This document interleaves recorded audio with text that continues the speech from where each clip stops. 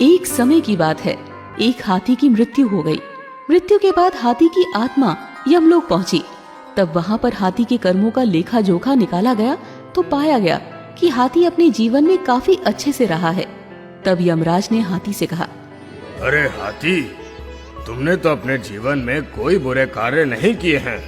तुम्हारे कर्म भी काफी अच्छे रहे हैं, इसलिए मैं तुमसे तुम्हारी इच्छा पूछ रहा हूँ। बताओ, तुम्हें क्या चाहिए? तुम्हारी सबसे बड़ी मनोकामना क्या है?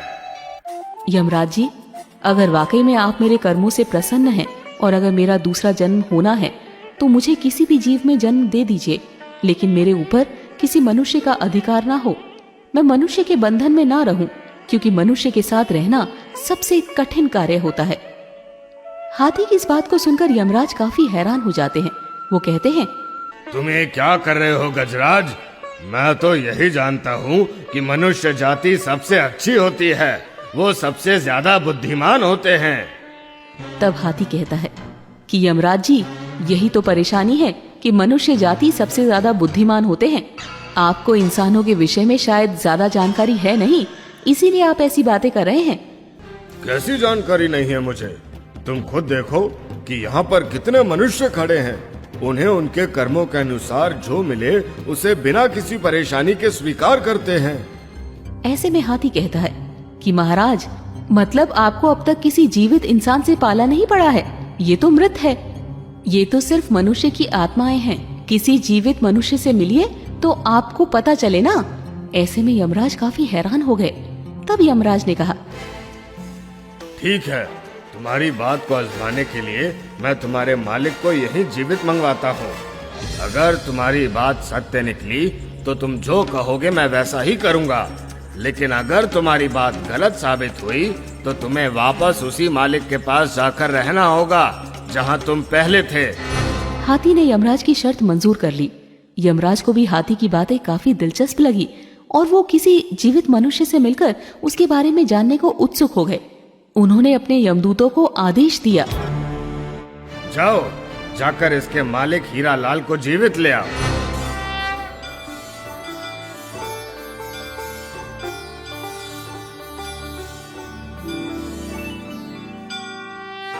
यमराज की आज्ञा मानकर 4 यमदूत हाथी के मालिक को लेने धरती पर पहुंच गए। लेकिन अब उनके सामने परेशानी ये थी कि जीवित मनुष्य को लेकर जाएं तो जाएं कैसे। इसीलिए वो लोग उसके सोने का इंतजार करने लगे। जब हाथी का मालिक पलंग पर सो गया तो उस यमदूतों ने पलंग सहित उसे उठा लिया और यमलोक की तरफ उड़ चले। थोड़ी देर बाद जब हरीलाल की नींद खुली तो उसने खुद को आसमान में उड़ते हुए पाया। नीचे देखा तो धरती नजर भी नहीं आ रही थी।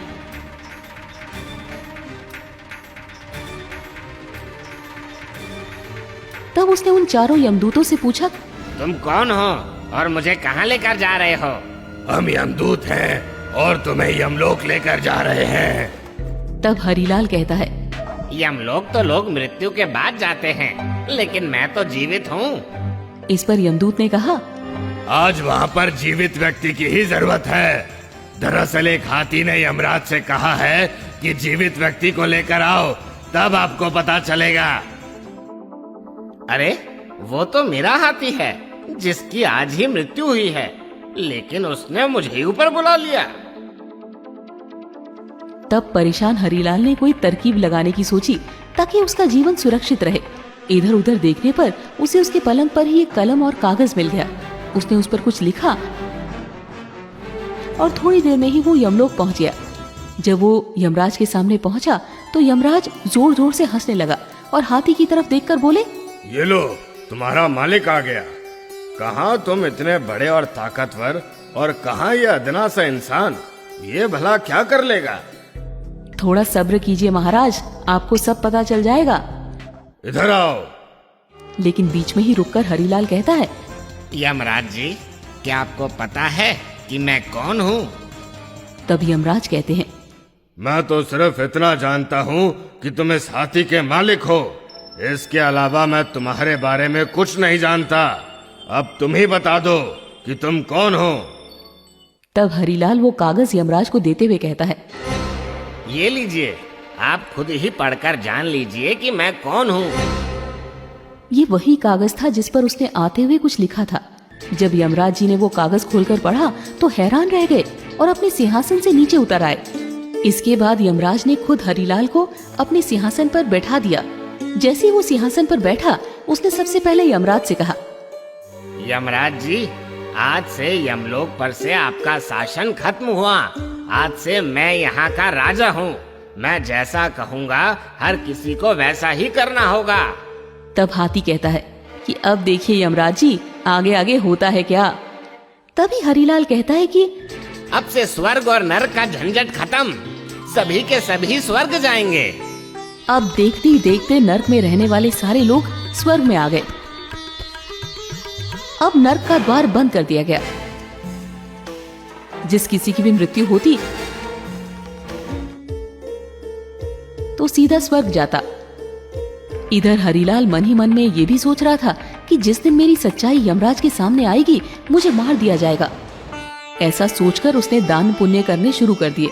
चित्रगुप्त से कहा कि ये जितने भी प्राणी हैं, उनका हिसाब किताब करके मुझे बताओ कि किसने कितने कर्म और किसने कितने कुकर्म किए हैं। तब चित्रगुप्त ने सबके बारे में बता दिया कि किसे कौन सी सजा मिलनी है।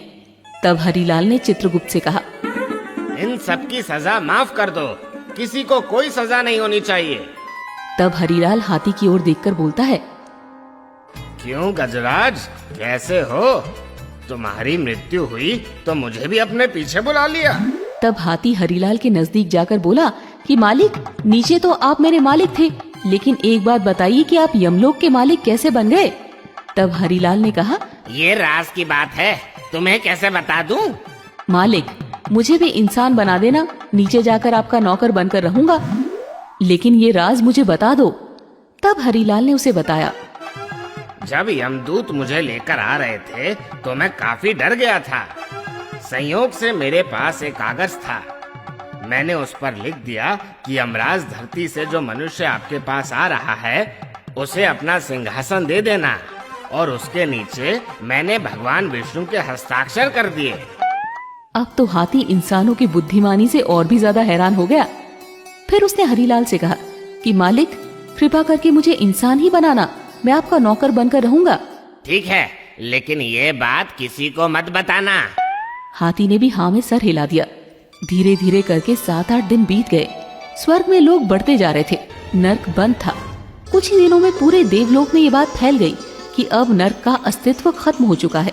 इधर स्वर्ग की अप्सराएं भी परेशान हो गई थी।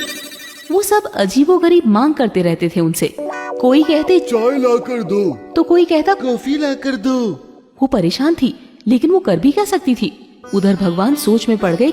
यमलोक में ऐसा कौन आ गया है जिसने मेरे सारे नियमों को तोड़ने का काम किया है? आखिर कौन है वो जिसने सारी व्यवस्था को तहस नहस कर दिया है? ये सोचकर भगवान विष्णु स्वयं यमलोक में आए और उन्होंने देखा कि यमराज जी यमलोक के द्वार के बाहर बैठे हैं। तब विष्णु भगवान ने उनसे पूछा, हे यमराज, तुम बाहर बैठे हो तो यमलोक को कौन चला रहा है? भगवान, ये आप क्या कह रहे हैं?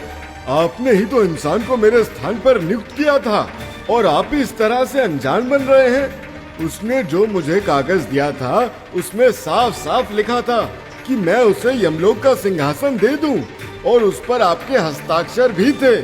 आपको यकीन नहीं होता तो ये देखिए। भगवान विष्णु ने कहा, मैंने इंसान को यमलोक में नियुक्त किया है? मैंने तो ऐसा कभी नहीं किया। कौन है वो? फिर भगवान विष्णु थोड़ा सोचने के बाद कहते हैं, यमराज, कहीं तुमने किसी जीवित मनुष्य को तो यमलोक में नहीं मंगा लिया? आप बिल्कुल सही कह रहे हैं प्रभु, मैंने एक जीवित इंसान को ही यमलोक में मंगाया है। तब यमराज ने शुरू से लेकर अब तक की सारी बात बताई। ऐसे में भगवान विष्णु को हंसी आ गई और वो मुस्कुराते हुए बोले, यमराज, तुम अब भी नहीं समझ पाए कि उस मनुष्य ने तुम्हें झूठा पत्र दिया था। उस पर मेरे नहीं बल्कि उसके खुद के हस्ताक्षर थे जो उसने मेरे नाम से किया। अगर वो तुम्हें पत्र नहीं देता तो तुम उसे विद्वान नहीं समझते। तुम्हें उसकी होशियारी का अंदाजा कैसे लगता? भगवान विष्णु की ये बात सुनकर यमराज ने अपने सर पर दोनों हाथ रख लिया। अब उन्हें सारा माजरा समझ में आ चुका था और उन्होंने भगवान विष्णु से कहा, भगवान, इस मनुष्य की रचना तो आपने काफी अद्भुत की है। जैसे ही भगवान विष्णु यमराज के साथ यमलोक आए, हरिलाल अपने सिंहासन से उठकर नीचे खड़ा हो गया और भगवान विष्णु से बोला, हे प्रभु, मुझे तो आपका ही इंतजार था। मैं कब से यही सोच रहा था कि कब आपके दर्शन होंगे और मुझे इस कार्य से मुक्ति मिलेगी। तब भगवान ने मुस्कुराते हुए कहा, तुम बहुत चालाक हो। देखो यमराज, जीवित व्यक्ति को यमलोक बुलाने का क्या परिणाम हुआ। जब इसे लगा कि मैं इसे दंड देने वाला हूँ तो ये मुझे खुश करने में लग गया। मैं मान गया प्रभु, किसी भी इंसान को समझना किसी के लिए आसान नहीं है। यमराज ने उस हाथी से कहा, गजराज, तुम शर्त जीत गए। मैं अब तक यही समझता था कि हम देवताओं से अधिक समझदार और कोई भी नहीं है, परंतु मैं गलत था। पर आज तुम्हारी वजह से मेरे सारे भ्रम दूर हो गए हैं। अब चूंकि हाथी यमराज से शर्त जीत चुका था, ऐसे में उसने यमराज से कहा कि यमराज जी, आप मुझे भी मनुष्य बना दे। यमराज ने उसकी शर्त मान ली और हरिलाल को वापस धरती पर भेज दिया।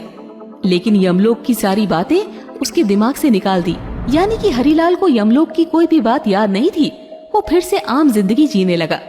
दोस्तों, इस कहानी से हमें यही सीख मिलती है कि इंसान को हर हाल में अपनी बुद्धि का इस्तेमाल करना चाहिए।